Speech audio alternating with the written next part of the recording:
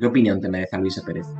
Me parece un esperpento sin paliativos y sin matices. Y bueno, el Frente Obrero es un proyecto que tiene su vida propia y, en fin, nosotros no estamos en el populismo identitario ni en copiar discursos que muchas veces de izquierdas ya no tienen nada. Vamos a recordar lo que ha pasado hace unos días en el Viva Vox. Los mismos que aplaudían a Marine Le Pen aplaudían al señor Milei, que bueno, en fin, aquí ya vale todo. Es decir, un día uno es soberanista frente al globalismo de Soros, otro día es anarcocapitalista y defiende una patria completamente vacía en la que se pueda comerciar con uranio y con riñones. De sumar, te lo digo sin ningún afán de provocación, no sé bien lo que es. Las sonrisas están muy bien y nosotros también nos lo pasamos bien haciendo política, pero no, uno no puede hacer política solo vendiendo humo. ¿El proyecto de izquierda española está más cerca del Partido Socialista o del Frente Obrero?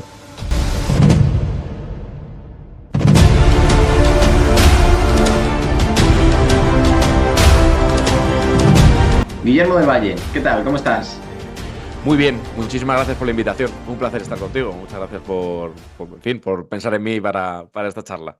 Nada, gracias a ti, que sé que, como comentábamos antes, pues tendrás unas semanas ahora más ajetreadas con el horizonte tan cercano que se divisa de las elecciones Sí. europeas. Y bueno, yo normalmente utilizo la primera pregunta para aprovechar a que el invitado se presente, pero yo creo que tú ya has tenido la ocasión de presentarte a ti y a tu proyecto político en muchas de tus entrevistas. Ya has comentado que eres abogado de profesión, que hace unos años montaste ese proyecto de Jacobino, ¿no? Una especie de think tank que tenía como objetivo pues divulgar ideas cercanas al materialismo, a la izquierda, al rechazo de los valores secesionistas, ¿no? Que tanto éxito han tenido en España en los últimos años y que es un poco lo que habéis arrastrado ahora con este proyecto político de izquierda española. Has comentado también en alguna de tus entrevistas que Izquierda Española es una especie de proyecto que abarca desde el centro izquierda, que en su día pudo llegar a cubrir Ciudadanos, hasta partidos que incluso están más a la izquierda del Partido Socialista. Entonces, bueno, yo creo que esto tiene pues, pros y contras al mismo tiempo. Por un lado, bueno, pues puedes abarcar a un electorado muy amplio que quizá en su día se sintió huérfano por no tener una opción electoral que le representara plenamente, pero por otro lado, bueno, pues tienes el riesgo de ser tachado por unos como reaccionario y por otros como suficientemente revolucionario. Por tanto, para romper el hielo, Guillermo, quiero aprovechar para preguntarte lo siguiente. ¿El proyecto de izquierda española está más cerca del Partido Socialista o del Frente Obrero? Bueno, no sabría ubicar, es decir, no está cerca ahora mismo de ninguno. Es decir, el proyecto de Izquierda Española tiene una autonomía y una vida propia, ¿no? Y efectivamente abarca sensibilidades y matices distintos dentro de la izquierda, pero hay tanto por hacer que es muy fácil que nos pongamos de acuerdo y que nos hayamos puesto de acuerdo en 5 minutos en un programa común, es decir, un programa de derechos sociales, un programa de un Estado social que no se caiga a cachos, en el que la inspección de trabajo tenga medios, cosa que no ocurre ahora con un gobierno supuestamente muy progresista, en el que se combata el fraude laboral. Algo sé de la materia porque llevo 12 años partiéndome la cara en los juzgados defendiendo a los trabajadores, y lo digo también porque hay mucho revolucionario de boquilla que yo creo que no diferencia un salario de tramitación de una indemnización por despido, ni sabe, el trabajador se ha convertido en una identidad para algunos, y bueno, yo, es decir, yo me parto la cara defendiéndole, ¿no? Entonces, pues, creo que ahí hay una diferencia de grado. Entonces, sí, ojalá una política mínimamente socialdemócrata se llevara a cabo, ¿no? Porque esta izquierda identitaria, esta izquierda populista,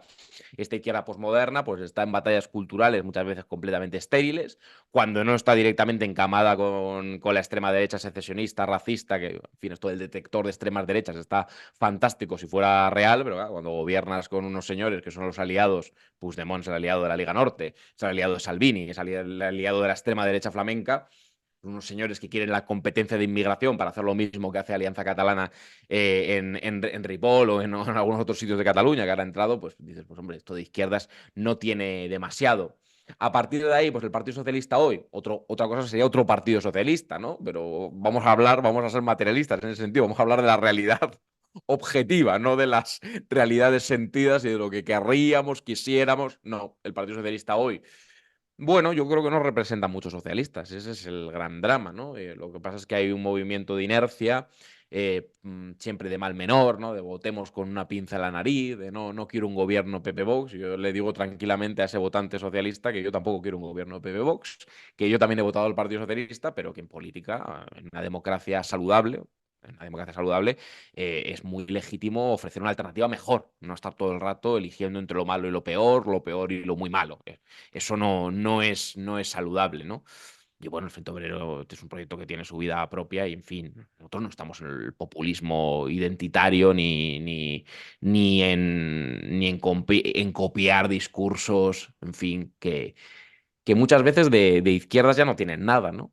Sino que son una especie de efecto espejo, ¿no? De mimetismo con los populismos de la derecha identitaria, ¿no? Que no es Mm. nada, por cierto, no es nada muy novedoso. Es una cosa que está ocurriendo en toda Europa. Bueno, nosotros por ahí no, ¿no? Nadie lo entendería que estuviéramos por ahí. Y además es que hemos tenido 0,0 tentaciones de ir por ese camino.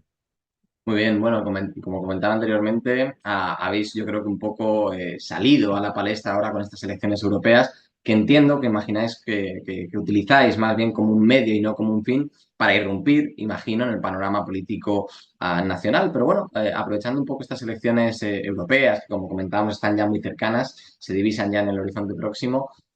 Quería preguntarte, Guillermo, ¿qué opinión te merece a ti la Unión Europea? Esto te lo pregunto sobre todo porque sabrás de sobra, evidentemente, que en el espacio de la izquierda ha habido opiniones contrarias sobre cómo se concibe la Unión Europea. Hay partidos que se sienten profundamente anti-europeístas o más euroescépticos, de tradición quizá más a la izquierda que el Partido Socialista, y otros miembros que quizá, personas que se pueden sentir socialistas, sí que están cómodas con la pertenencia de esta organización supranacional que es la Unión Europea. Por tanto, en tu caso, ¿concibes la Unión Europea como un mal menor, como un bien? ¿Cuál es tu idea?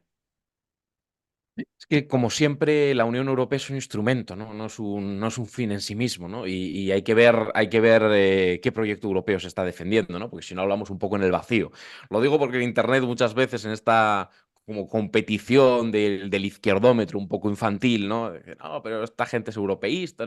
En fin, tenemos problemas indudablemente que desbordan a los estados-nación, y esto si uno es mínimamente materialista y si uno es mínimamente de izquierdas lo sabe. En fin, hay multinacionales que tienen en uno de sus ramificaciones más poder económico que un Estado, pues imaginemos, no. Otra cosa son los estados hegemónicos, pero en el caso de España nos puede pasar, ¿no? Vemos a multinacionales que nos imponen, en fin, arbitrajes privados. Todos los días firmamos contratos por Internet que nos someten a arbitrajes privados o incluso X, ¿no? Anteriormente llamado Twitter. Pues es una plaza de deliberación pública, pero es una empresa privada, como Facebook, a la que le regalamos constantemente nuestros datos. Es decir, estamos en un mundo global, no en el mundo ideal que querríamos, en un mundo global y hay retos globales. En fin, los quieras afrontar o abordar como los quieras abordar, los estados-nación muchas veces se quedan cortos, cosas que haya que potenciar no solo la facción europea, sino la vía mediterránea, la vía iberoamericana, y no creo que tengan que ser contradictorias, sino pueden ser complementarias. Ahora bien, es que hay que concretar que Europa, la Europa de la salida de la crisis de 2008, por la que pidió perdón hasta el Fondo Monetario Internacional, aplicando políticas de austeridad salvajes y completamente desacertadas, que tuvieron efectos absolutamente destructivos sobre el sur de Europa, es que no son los que lo hayamos criticado, es que quizás hemos sido los únicos que lo hemos criticado con un programa económico coherente, ¿no? Con las tesis de Juan Francisco Martín Seco, que fue incluso pionero en esto, antes que lo criticaran Stiglitz. Es decir, oye, la Unión Europea tiene un problema, que es que tiene una unión monetaria, pero no tiene una unión fiscal, no tiene un presupuesto común, y esto es fundamental. Entonces, si tú cedes soberanía, pero no tienes un presupuesto común, pues las políticas sociales es difícil que la hagas, tienes disparidad entre el norte y el sur, y bueno, es verdad que ha habido cambios, ¿no? El tema de la mutualización de la deuda, el tema de los fondos, pero cambios que son insuficientes. Entonces, nosotros creemos que sí puede ser un instrumento positivo, pero al servicio del principio social, no de principios neoliberales y no de la libre circulación de capitales. Nunca puede ir por encima de los derechos de las personas. Entonces, en fin, luego a partir de ahí obsesionarnos con espacios geográficos y decir todo lo que viene de Europa es neoliberal. Pues mira, eso es falso. No, pues no. La jurisprudencia del Tribunal de Justicia de la Unión Europea en materia de consumidores y usuarios ha sido más crítica con los bancos, con los abusos bancarios, que la legislación nacional. Con lo cual, a veces estos debates de Internet son debates muy de nuevo, son debates identitarios. No, en Europa siempre vienen cosas, pues no necesariamente. Aquí la legislación nacional, muy española, era al servicio de los bancos. Y hemos ido corrigiendo algunas cosas para que sea más al servicio de las personas que de las entidades bancarias. Y eso es un ejemplo, ¿no? Y luego está que a veces la esfera nacional se queda corta, ¿no? Pero sí, hay que defender una España fuerte en una Europa mucho más social. Y ejercitando la soberanía con perfil propio, es decir, teniendo voz, no yendo a pedir perdón por ser quien uno es. No, eso no tiene sentido, ¿no? España no es cualquier país, ¿no? Y no se trata de hacer chauvinismos vacíos, identitarios o patrioteros, que no, se trata de tener un peso específico, ¿no? y de cambiar cosas, ¿no? Nosotros planteamos indudablemente cambiar cosas a mejor. El tema de la regla de unanimidad, cuestiones de los tratados, algunas cuestiones sobre la deuda pública, sobre el déficit, que no se están cumpliendo, que no las ha cumplido Alemania nunca y que no las estamos cumpliendo en ningún Estado y que, sin embargo, siguen estando en los tratados.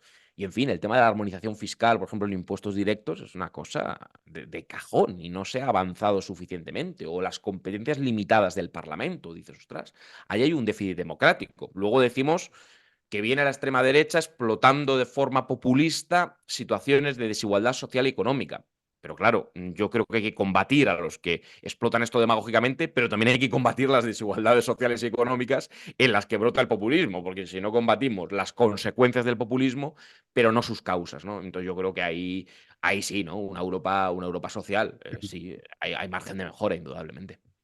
Vamos a seguir ahondando, Guillermo, en este proyecto de izquierda española que me parece, bueno, pues tan por un lado ilusionante como necesario, ¿no? Por lo que comentábamos anteriormente, para conseguir dar cabida a este espacio Muchas de gracias. esos votantes de izquierda que no han tenido una opción electoral que realmente les representara. Bueno, ahondando un poco sobre vuestro proyecto, Guillermo, tú no te negaste a responder a una pregunta en la que te decían si en algún momento te podrías llegar a sentar a hablar, a establecer un acuerdo de mínimos, a establecer pautas comunes con proyectos más a la izquierda del Partido Socialista, como por ejemplo Sumar o Podemos en su día, ¿no? Contestaste que, bueno, que en principio, aunque tú les hayas criticado, pues no habría un impedimento per se para sentarte a hablar con ellos. Yo te quiero preguntar desde un punto de vista estratégico si concibes actualmente a Sumar más como unos enemigos o como unos posibles aliados. No, ni una cosa ni otra. O sea, nosotros no nos negamos a hablar con absolutamente ninguna formación política democrática, indudablemente. De hecho, en una democracia saludable, la deliberación va antes incluso de la participación y eso es una democracia de calidad, en fin, y al otro hay que respetarlo, no negarlo constantemente, ¿no? Ahora bien, hay diferencias, indudablemente. Sumar, te lo digo sin ningún afán de provocación, no sé bien lo que es.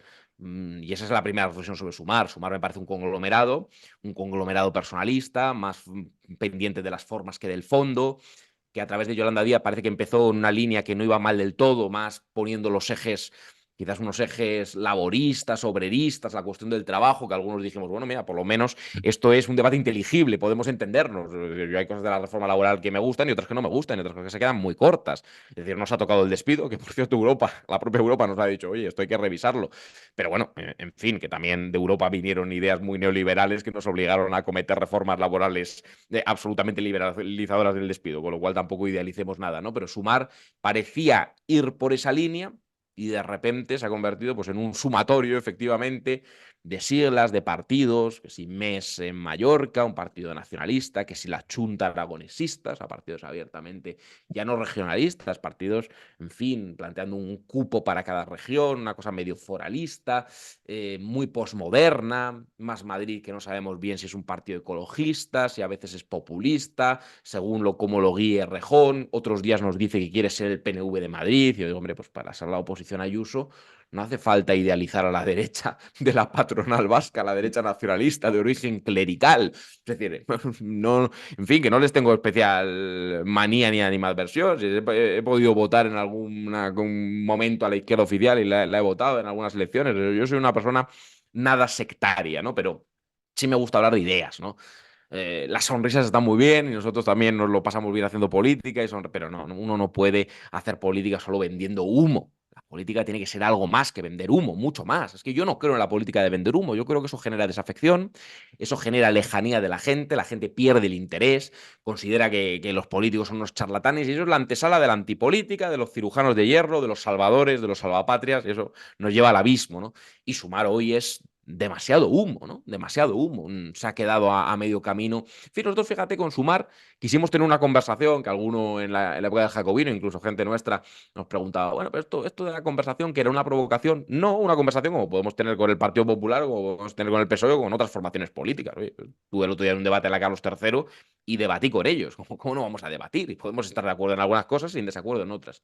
Y les dijimos, a ver, os habéis cabreado con el tema de Ferrovial en Países Bajos. Y es un tema europeo, por cierto, que viene a cuento de estas elecciones. Y le dijimos, oye, tenéis razón. Nosotros, incluso con más claridad que vosotros, hemos propuesto una unión fiscal en Europa y que no puede ser que los estados europeos compitan fiscalmente a la baja en impuestos de sociedades porque eso destroza especialmente a los estados del sur. Totalmente de acuerdo. Y una multinacional se deslocaliza y eso es un problema. Es un problema del capitalismo global sin estructuras políticas suficientes, soberanas, para poner equilibrio y coto a eso. Y dijimos, oye, si tenéis claro que el dumping de Países Bajos, de Malta, de Irlanda está mal, ¿por qué no lo tenéis claro en el concierto económico vasco? ¿Por qué no lo tenéis claro en el convenio navarro? ¿Por qué aplaudís el principio de ordinalidad, que es que los más ricos reciban más del Estado? Hombre, ¿no? Serán los más pobres los que tienen que recibir más. ¿Por qué aplaudís trocear la hacienda común española? Si defendéis presuntamente una hacienda común europea, ¿por qué estáis planteando trocear la hacienda común española? ¿Por qué defendéis, por qué criticáis a Ayuso, pero sois incapaces de criticar lo que le hace el País Vasco a las empresas, a los vecinos, por ejemplo, de Miranda de Ebro? Que digan, que le expliquen a la gente de Miranda de Ebro si no hay dumping por el norte también. Entonces, claro, eso es lo incoherente, ¿no? Lo incoherente es ser una amalgama, un conglomerado que sea incapaz de tener un proyecto nacional, un proyecto autónomo, un proyecto de izquierdas, un proyecto que no engañe, en fin, que no exalte las identidades de cada pueblo, no hace falta, que deje a la gente construir la identidad que le dé la gana, pero que tenga un proyecto nacional. Esto fue lo que le ocurrió a más país, ¿no? La incapacidad de hacer esto, ¿no? Mucho populismo latinoamericano, mucha retórica, mucha patria vacía y confederal y asimétrica y repleta de fueros y de privilegios, pero luego a la hora de la verdad, más país, porque no puedo tener un proyecto español y un proyecto para toda España. Pues sí, entonces tenemos un proyecto español para toda España, de progreso, de justicia social, y que dice lo mismo en un código postal y en otro, en una región y en otra, de norte a sur, de este a oeste. En fin, y con tranquilidad. ¿Que nos dará menos votos en algunos sitios que en otros? Bueno, pero creo que nos da la fortaleza de la coherencia, ¿no? Y de estar siempre en el mismo sitio. Fíjate, Guillermo, yo soy, creo, una de las personas que te ha visto evolucionar con el paso del tiempo a través de Internet, de tu perfil público, ¿no? En ese proyecto inicial que decíamos que era jacobino, que ahora parece que se ha remodelado, transformado en esta especie de, bueno, especie no, en este partido de izquierda De española. partido, sí. Y bueno, pues he podido ver un poco esa evolución. Y yo recuerdo aquellas primeras etapas donde empezabas a debatir en Gameplays, ¿no? Te tachaban de algo así como rojipardo, ¿no? Una especie de etiqueta para encasillar a todo lo que se salga de lo normativamente establecido que debe ser la izquierda, ¿no? Todo lo que no sea la izquierda woke, postmoderna, etcétera, pues ya es automáticamente Exacto. rojipardo. Me gustaría preguntarte qué queda, si es que queda algo, de ese Guillermo que criticaba las modas woke. ¿Te sigues considerando contrario a esta cultura woke que se basa muchas veces más en importaciones de las modas estadounidenses en España que en una ideología propia? Sí, hombre, por supuesto, como no va a quedar. Si es que yo tengo muchos fallos, ¿no? Y como ser humano y muchas cosas en las que me equivoco, pero si algo me caracteriza es la coherencia de los principios y que soy una persona que defiende lo que cree, que se le notaría si defendiera algo impostado, que lo creo profundamente, soy una persona muy pasional y muy visceral en aquello en lo que creo y muy cabezón y que voy en pos de una idea, aunque se me cierren las puertas, ¿no? Se nos sería mucho más fácil a la gente de izquierda española buscar un acomodo en el PSOE o en Sumar o en cualquier otro sitio, ¿no? Si estamos aquí, eso ya es la credibilidad de un proyecto que se lo cree, de gente que se lo cree profundamente. Y sí, claro, en aquella época defendimos y criticamos, lo que pasa es que, pues algo muy, muy obvio, ¿no? Que era, en fin, yo siempre he invocado un texto de Hobsbawm, el historiador británico socialista, que decía, "Oye, la izquierda siempre ha sido universalista. Y el socialismo, en su perspectiva de clase, buscaba no transformar las condiciones de vida de la clase trabajadora, de la clase obrera, sino del conjunto de la sociedad. Y siempre había una vocación de emancipar de criterios de justicia, de igualdad, de libertad para todo el conjunto de la sociedad. En ese momento, la clase obrera tenía un papel central y había que emanciparla, ¿no? Y convertirla pues, en ciudadanos de una sociedad política. Esta es la mejor lectura quizás republicana, ¿no? Del socialismo, incluso entonces, el identitarismo, este identitarismo en el fondo individualista, de fragmentación de todo, esa fragmentación pues es un delirio y es criticable. Yo lo critiqué ahí, lo critico ahora y lo seguiré criticando, indudablemente. Ese identitarismo no le viene bien, no tiene nada que ver con la propuesta socialista de igualdad social, de igualdad económica, de igual libertad para todos, de fraternidad. El proyecto de lo común es una compartimentación absurda, sobre todo por lo que decimos, en un mundo global, eso aplicado a la sociedad política, pues no hace ningún servicio a los más pobres. Claro que hay diversidad y pluralidad cultural y nadie está en contra de eso, ¿no? Pero no podemos opacar las causas colectivas, ¿no? Ese hilo conductor de las cuestiones sociales, de las cuestiones laborales, de la defensa de los servicios públicos y muchas veces eso se ha abandonado completamente en una serie de debates culturales que en el fondo son muy individualistas, que apelan a grupos infinitesimales, pequeñísimos. En fin, yo defiendo la ampliación de derechos civiles, sí, pero con una perspectiva de vocación universal, es decir, que los valores apelen a la mayor parte de gente posible, ¿no? No perder nunca ese norte. Entonces sí, claro que queda, y sobre todo también una persona que quiere la libertad de expresión y que le preocupa que en determinados foros los argumentos sean usted qué orientación sexual tiene, o usted cómo se llama, o usted de dónde viene, entonces puede hablar o no puede hablar. En fin, yo en eso estoy muy siempre en la línea de Juan Soto y Bars, ¿no? De criticar pues lo que es esa locura de la cancelación, que también practica cierta derecha populista e identitaria, indudablemente. Lo hemos visto ahora en un municipio de Madrid, con el tema de Paco Raval, de un municipio PP Vox, que parece que han rectificado por suerte, vamos, que querían cancelar, si se puede decir, ¿no? Que no se llamara Paco Raval, es decir, negando la memoria de un de una figura tan icónica como Paco Raval, ¿no? Entonces es una cosa que obviamente Vox porque Vox flota en el mismo identitarismo de censor que determinada izquierda posmoderna, ¿no? Pero en fin, sí, de ese Guillermo del Valle, pues lógicamente queda mucho. Alguna cana más en la barba, porque han pasado unos cuantos años, que además fue cuando nos conocimos, que os recordás, Sí, no sé si te acuerdas, en un debate en la Carlos III, claro, precisamente hablando claro. de libertad de prensa y de libertad de expresión, que yo creo que es un tema también muy, muy importante y es donde la izquierda además puede decir algo frente a esa censura, frente a esa cancelación, frente a esa posición cerril, identitaria, de usted solo puede hablar si previamente opina lo que esta cosa de los campus norteamericanos que denunciaba Hmm. Mark Lila, ¿no? Es decir, la degradación de esos valores ilustrados, ¿no? Eso me preocupa enormemente. Y luego desde la izquierda podemos decir que el tema de la libertad de expresión no es como nos dice la derecha neoliberal solo una cuestión formal, sino también tiene que ver con las condiciones económicas. Es decir, que si el periodista cobra bien, si el periodista tiene un buen sueldo, si el periodista es autónomo, si el periodista es independiente, si el periodista no vive en una situación de precariedad extrema y depende, pues va a ser más libre, ¿no? Eso también lo podemos decir desde la izquierda, pero yo creo que la crítica al identitarismo y a la cancelación es esencial. Comentabas en una entrevista, Guillermo, creo recordar en Onda Cero con Carlos Alsina, que Vox te parecía un partido reaccionario, de extrema derecha y peligroso. ¿Por qué crees que es un partido peligroso?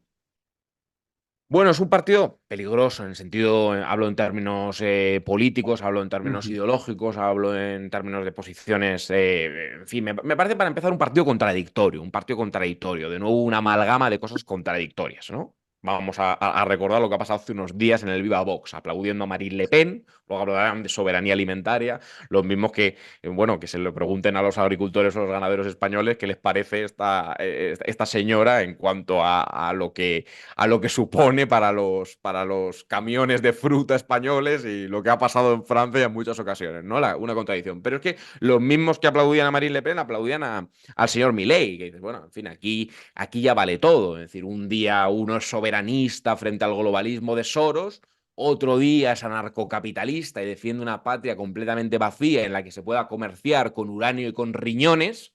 Y no es una exageración, es decir, es un señor que dice que todo tiene un precio y que si uno se corta el brazo y lo lleva a un mercado como si fuera un coche de segunda mano, pues fantástico. En fin, no es serio. O sea, no es Mm. serio. Sí, es un partido reaccionario. Es un partido que si queremos precisarlo bien, en fin, creo que sí que plantea un filtro de la ciudadanía, quizás no con criterios raciales como la extrema derecha etnicista, pero sí nacional católicos. En el fondo hay un deje ahí nacional católico. España tiene una tradición histórica cristiana católica y por tanto hay algunos españoles nativos y que son más españoles, de alguna manera. La españolidad no es una cuestión política, sino es una cuestión identitaria. Claro, te encuentras con contradicciones, ¿no? El presidente de Vox Gerona, creo que era en estas pasadas elecciones catalanas, no el de Alianza Catalana, el de Vox Gerona, dijo la identidad catalana milenaria. La pone en peligro la inmigración. El de Vox Gerona, que dices, oye, esto es una frase intercambiable con la señora Orriols. Claro, cuando uno es un identitario y maneja todo el rato el concepto de la identidad cultural y se cree que las patrias están basadas en la identidad cultural y en identidades eternas, pues de repente lo utiliza para España o lo utiliza para Cataluña. Y dame, el magrebí pone en peligro la identidad milenaria catalana. ¿Cuál es esa? No la conozco. por suerte, por suerte, no tengo el gusto de conocer la identidad milenaria, que me asusta el concepto de identidad milenaria. ¿Y qué es? Es decir, España era igual en el... Es decir, ¿dónde está ese frasco de las esencias? Mm. Creo que no se toman en serio España. Creo sinceramente que tienen una visión de pandereta bastante ridícula de España. No se toman en serio España. España es mucho más que eso. España no es el cuarto de las banderas, mientras que uno aplaude a un señor con la motosierra que canta Soy un león y que dice que hay que desmantelarlo todo y que se puede comerciar con la salud pública de los argentinos o de los españoles. España es algo más serio que eso. Para empezar, ese presunto patriotismo es un patriotismo, creo que de pandereta y poco real.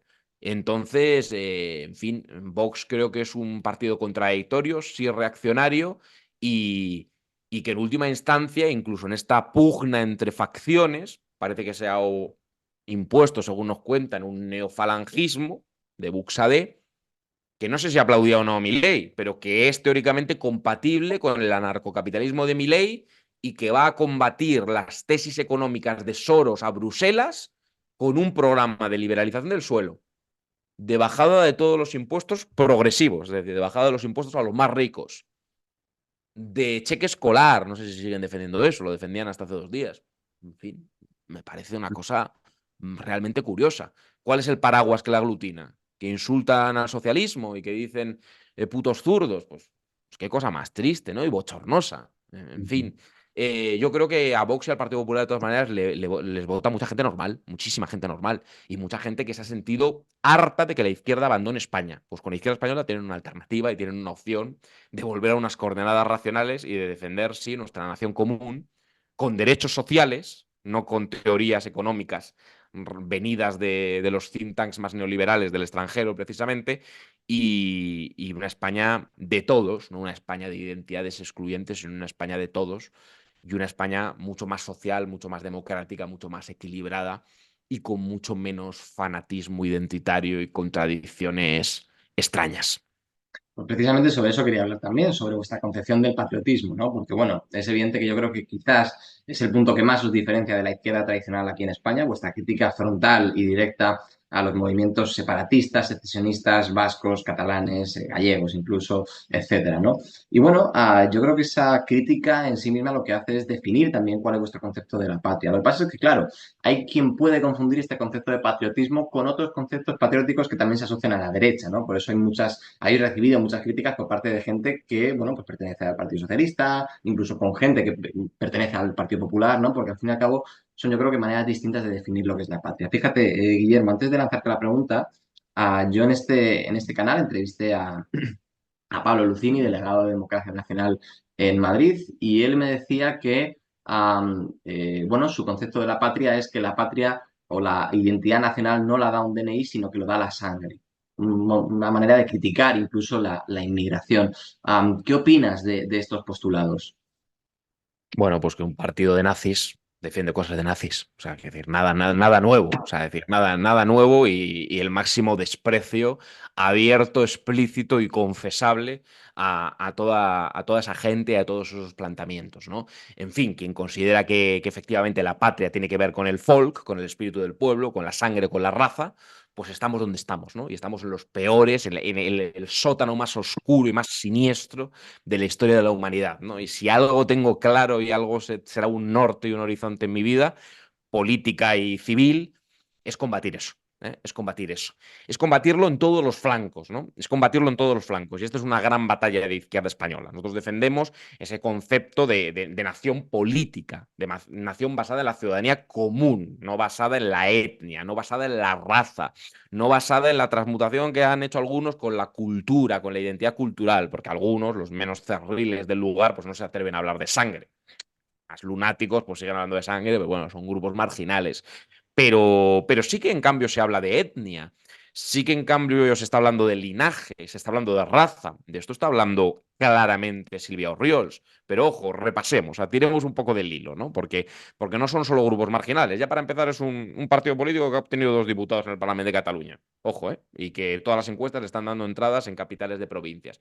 Pero ese partido surge de la nada, porque claro, algunos ahora quieren firmar un cordón sanitario y contarnos que esto surge de la nada. No, con ese cuento a otros. Eso no surge de la nada. Hay un caldo de cultivo y hay un sustrato. Y yo tengo buena memoria. Y yo recuerdo al señor Junqueras, de Esquerra Republicana de Cataluña, hablar de proximidades genéticas. Ojo, esto está tan lejos de la concepción de la sangre, de la raza. Proximidades genéticas, que son los andaluces, a nivel genético de ADN estaban más cerca de los magrebíes, hablando de raza. En fin, yo creo en la internacional, que creo en el ser humano, es decir, en el género humano. Realmente ese es mi concepto. Mis conceptos raciales es una cosa, por suerte, superada, excepto para algunos reaccionarios de pura cepa, racistas, xenófobos. Claro, encontramos al señor Torra hablando de baches en el ADN, de bestias taradas, a un expresidente en los años hace unas cuantas décadas, pero no tanto, no en el franquismo, sino ya en democracia como Heribert Barrera, de nuevo de Esquerra Republicana de Cataluña, que es un señor que hablaba de coeficiente intelectual de los negros y de los blancos, pues le podía haber estado en este partido, ¿no? En Democracia Nacional, más o menos tal. Claro, si uno repasa la historia de Esquerra Republicana de Cataluña y se entera de las relaciones que tuvo con el fascismo italiano en la Segunda República, dice, uy, ya me empieza a casar. Donde no me casa igual es que es Republicana de Cataluña, es en la Internacional Socialista, en el Movimiento Obrero Internacional, ahí no, ¿no? Porque, claro, porque algunos han puesto por encima siempre la raza catalana, que este concepto está escrito en muchos textos del catalanismo. Claro, Sabino Arana, PNV habrá evolucionado, bueno, bien, pero PNV es un partido atrapalo todo, que unos días es conservador, democristiano, un poco socialdemócrata incluso, pero bueno, viene donde viene, y viene de estar fundado por un racista, por un señor que hablaba de que no tenía que haber mestizaje en los matrimonios, de que cuidado con la pureza vasca, que era esto de que un vasco de pura cepa se casara con un maqueto, ¿no? Entonces, bueno, en fin, esta gente, la extrema derecha, racista, xenófoba, no sale de ningún sitio, ¿no? Y desde luego también hay un pensamiento reaccionario español, pero más por el lado, creo, del nacionalcatolicismo, ¿no? Del filtro religioso y también cultural y también identitario de la patria. Nosotros manejamos un concepto político y un concepto moderno de nación cívica, y que eso tiene que ver con muchas cosas. El DNI no es un papelito. El DNI tiene implicaciones materiales y tiene que ver con la riqueza material, tiene que ver con los montes, en fin, con la geografía, con el territorio, con el espacio, con el espacio público, con la plaza pública, en fin, con la gente, con las instituciones, con las constituciones, con la evolución histórica, claro que sí. Pero en fin, esto de sublimar la historia como fuente absoluta de derechos, en fin, la historia está repleta de guerras, de sangres, de enlaces matrimoniales. Lo que no hay ninguna justificación es, dada la construcción de las naciones políticas en el siglo XIX y un Estado democrático, hoy es levantar una nueva frontera, Ujú. invocando identidades. Oiga, no hay justificación ninguna. Entonces nosotros no es que creamos que España es una identidad eterna, no, no, eso lo dejamos para, no sé, para Vox o para quien. No, no, eso es una, no, España es una nación política, una nación de ciudadanos, y es el espacio público compartido, y es la titularidad compartida sobre todo sobre una propiedad puramente colectiva, en fin, y por tanto eso no se puede fracturar, no se puede fraccionar. ¿Por qué se va a fraccionar? ¿Por qué se va a levantar una frontera que prive de derechos de ciudadanía a millones de personas? Porque de eso va el proyecto de secesión, ¿no? Entonces, bueno, sí creo que ahí hacemos mucha falta, ¿no? Señalando esta cierta hemiplegia a la hora de identificar a derechas identitarias, racistas y xenófobas, que algunos no las identifican todas. No las identifican todas. Cuando hay que gobernar, pues por 7 votos, pues algunos tienen amnesia y dicen, bueno, pues Junts quiere las competencias de inmigración, ¿por qué será?